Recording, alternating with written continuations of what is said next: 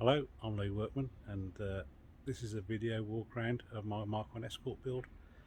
I've been posting updates and the status of the build on Facebook in like static shot albums, but lots of people have asked me lots of questions and they keep on asking me for a walk around video of the car. So this is going to be part one, and this is I'll take you through the underneath of the car, and let's have a look. So what we've got here is the front strut and brake setup.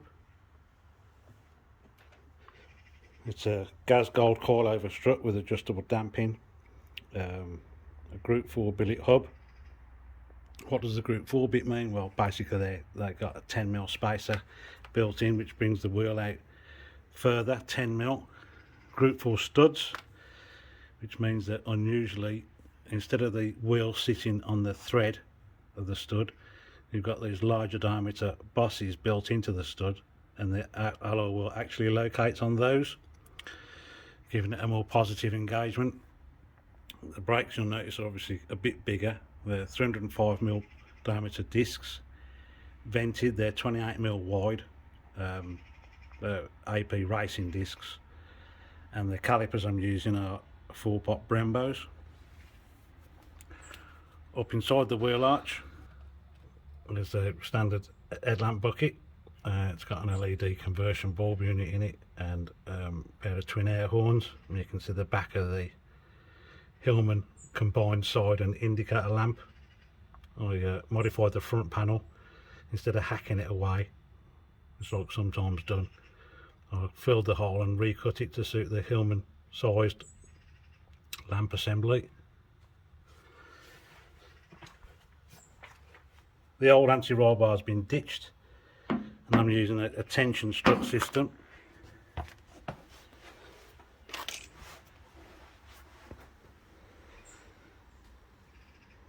Typically the anti-roll bar, as well as providing the anti-roll function, has a spring between the left and the right hand wheels, restricting the movement that way. It also located the strut fore and aft, so it's trying to do two jobs at one time. The tension link kit mounts using special brackets straight to the track control arm, and then that strut, all that strut's job is to locate that strut backwards and forwards. Being adjustable at this ball joint here, you can alter how far that strut is backwards and forwards, thereby altering the caster. The track control arm is split and adjustable in situ by rotating this threaded screw, so that can adjust your track control arm outboard or inboard, which will adjust the camber of the suspension. It's got a quick rack. It's got an anti-roll bar which is mounted separately. It's much thinner. It doesn't need to be as fat as the original, because its only job now is to resist the spring tension between the left and the right. So the bottom of the Cosworth motor on a Rick's Engineering World Cup Crossmember. The bushes have been changed in the Crossmember for softer bushes from Retro Ford. Right. Take another look underneath. There we go. Made the mounts myself to mount the Group 4 Fabrications Gearbox Crossmember to the body. The box sits in a modified auto tunnel. The back of the big Brembo calipers. I'll show you on the other side, it's probably easier to see. The calipers are mounted radially with a machine bracket which bolts onto the standard caliper mounts of the Escort strut. The reinforced steering arm links up to the trackward end.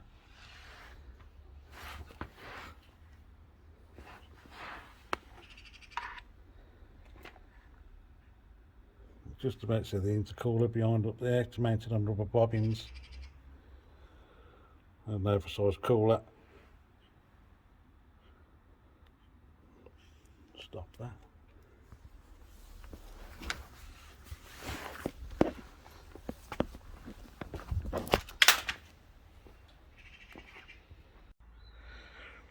Here we are underneath the car.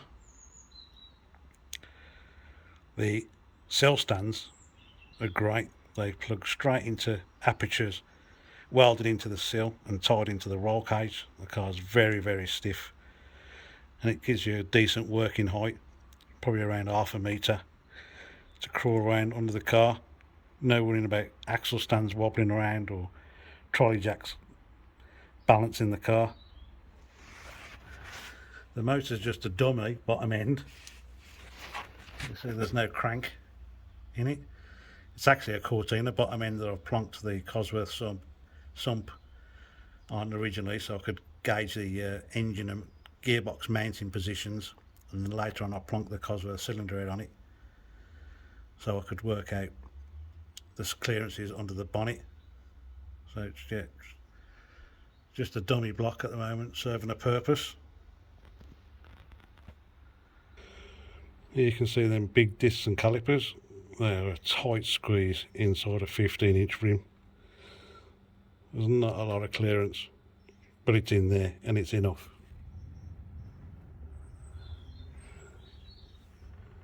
Looking up inside the wheel arch, you can see where I've modified the standard Magnum panels, bubble arches, and the inner lip has been rolled round a 1/4 inch diameter mould steel bar.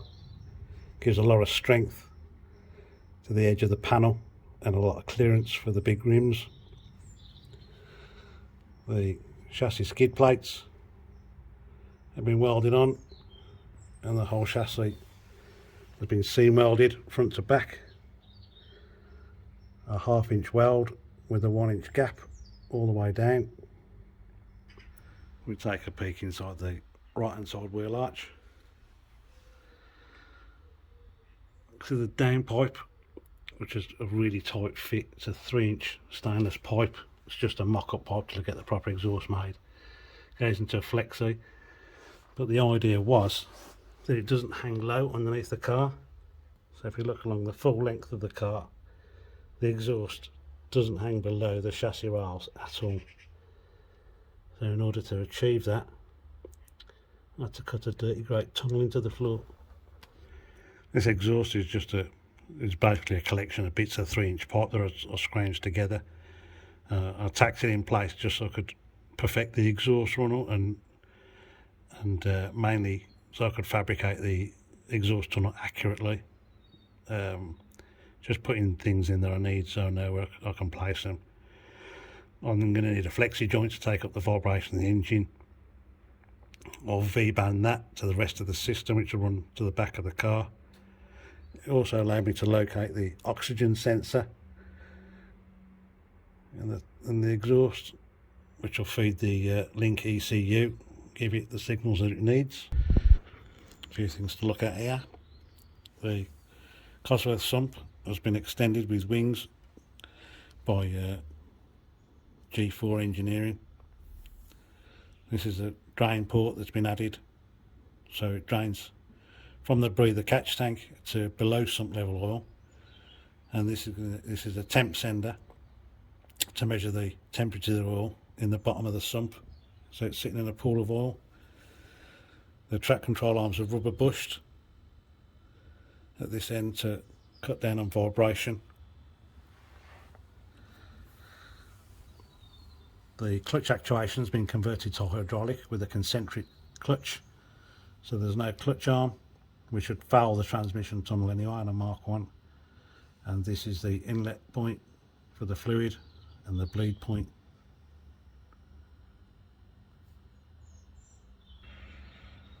The standard cable speedo drive has been sacked off, and I replaced it with an electronic speedo drive out of a Ford KA, out of all things. It fits on using a little adapter I machined up, and just it's a vehicle speed sensor basically, and it provides a repeating speed sensor directly from the speedo drive to my digital speedo. The Gearbox Crossmember is a heavy duty item from Group 4 Fabrications, with my own fabricated mounts to the auto tunnel, because they're in a different place, because the T5 box is bigger and longer than the standard Type 9. It needed quite a bit of massaging when it came to the exhaust tunnel. As mentioned, when I get it on a spit I can flip it upside down and finish off all my welding nice and neatly. So moving towards the middle section of the car, underneath, excuse the mess, like I said, everything underneath is just tacked in place, primarily because I haven't got a ramp and I'm welding when the vehicle's just off the floor, and welding upside down is really difficult. I've got a spit, so I'm going to strip the whole car down, put it on a spit. I can finish off all the metalwork underneath. This flange from the tunnel has started to be beaten over, and that'll be welded up, and then the rest, again, I've got to get some heat on it and I can bend it flat to the floor. Here you can see a better perspective of the exhaust sitting in its tunnel, tucked well out of harm's way along with the prop. You can see it's not hanging any lower than the chassis rails. Chassis rails are the lowest part of the car.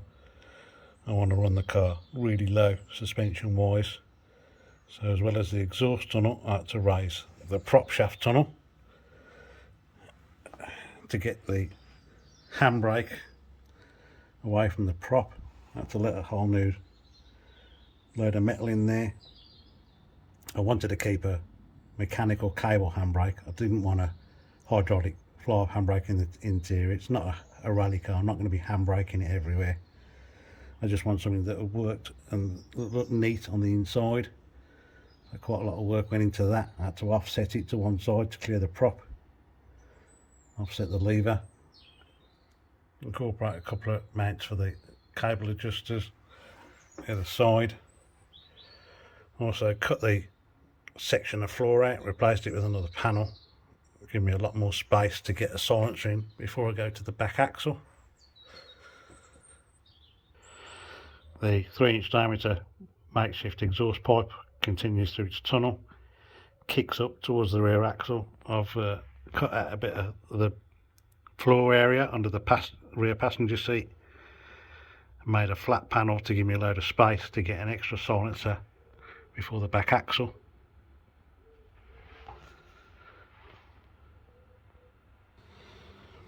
At the back end of the car we've got the skid plates and the reinforcement on the 4-link box. They're 2-piece 4-link boxes. The front end carrying all the load is thicker 3mm steel.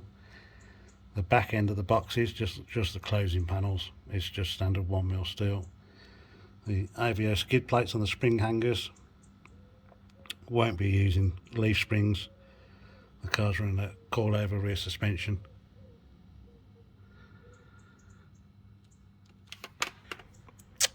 Here you can get a better view of the Watts linkage towers, fabricated and welded in by the guys at SD Developments for me. They're really substantial and they brace right along the chassis rail and into the boot floor. Short one on the left hand side, long one on the right hand side, and the exhaust is going to come over the axle this way out to underneath the boot floor. The back axle is a Atlas baby axle, means it's 48.5 inches wide. It's been narrowed to the same width as a standard English axle you normally find in an Escort. It's got a gripper limited slip diff, which is a plate type diff with a 377 crown wheel and pinion. It's assembled by Atkins Motorsport to my spec.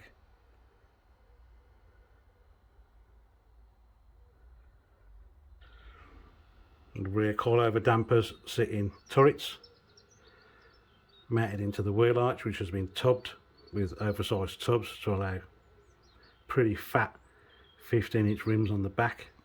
The axle has fully floating twin taper hubs, which basically means in the gold bit that you can see is a bearing carrier with 2 taper roller bearings that face each other. They carry the full weight of the car rather than the weight of the car being carried on the half shaft and the half shaft bearing, which is just a single plain bearing. It's a bit beefier, it can take a lot more stress. The shafts are two-piece shafts, so the bit you're looking at on the end, the axle hub, is separate to the half shaft and slides on by splines. Again, there are Group 4 studs with the weight of the wheel taken on the collars of the studs instead of the thread. Inside the wheel arch you can see that the edge of the wheel arch has been rolled. It's been rolled around a piece of 1/4 inch bar, the same as the front arches. I also had to re-profile both the trailing and leading edges of the wheel arch so that they'd clear the 15-inch wheels.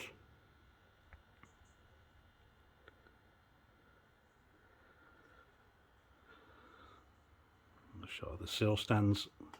These are great.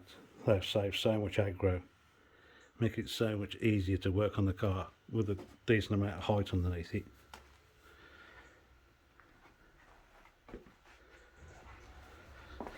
Well, that's pretty much it for the underneath of the car.